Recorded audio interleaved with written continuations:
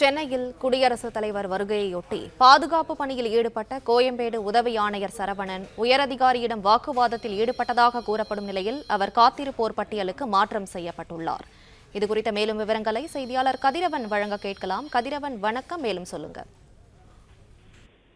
சென்னை நந்தம்பாக்கம் வர்த்தக மையத்தில் யூனியன் வங்கியின் 120வது நிறுவன தின விழாவில் இன்று குடியரசுத் தலைவர் அவர்கள் பங்கேற்க இருக்கிறார். இதற்காக 300க்கும் மேற்பட்ட போலீசார் பாதுகாப்பு பணியில் ஈடுபட்டிருக்கிறார்கள். சென்னை கோயம்பேடு உதவி ஆணையர் இருக்கக்கூடிய சரவணன் அங்கு பாதுகாப்பு பணியில் ஈடுபட்டிருப்பதாகவும் மேற்பார்வையிட மேற்கு மண்டல இணை ஆணையர் திசா மிட்டல் அவர்கள் அங்கு சென்றிருக்கிறார். அப்போது அந்த வாகனங்களை பார்க்கிங் செய்த இடத்துல சரிவர செய்யவில்லை என்று கூறி கண்டித்திருக்கிறார். உதவி ஆணையர் அவர்கள் கண்டித்ததாக கூறப்படுகிறது. அப்பொழுது உதவி ஆணையர் சரவணன் அவர்களுக்கும் இணை ஆணையர் திசா மிட்டல் அவர்களுக்கும் வாக்குவாதம் ஏற்பட்டதாகவும் மற்ற காவலர்கள் முன்னிலும் பொதுமக்கள் முன்னிலும் இந்த வாக்குவாதம் முக்கியதாகவும் கூறப்படுகிறது. இது குறித்து உயரதிகாரிகளுக்கு தகவல் கிடைத்த நிலையில் தற்போது உதவி ஆணையர் சரவணன் காத்திருப்போர் பட்டியலுக்கு மாற்றம் செய்யப்பட்டிருக்கிறார். இவர் ஆம்ஸ்ட்ராங் கொலை வழக்கு முக்கிய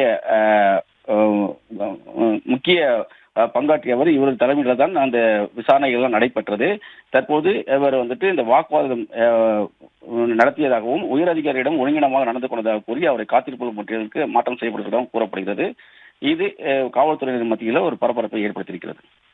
பிளே ஸ்டோர் மற்றும் ஆப் ஸ்டோரில் இருந்து பாலிமர் செயலியை QR கோடு மூலம் பதிவிறக்கம் செய்யுங்கள். செய்திகளை உடனுக்குடன் பெறுங்கள்.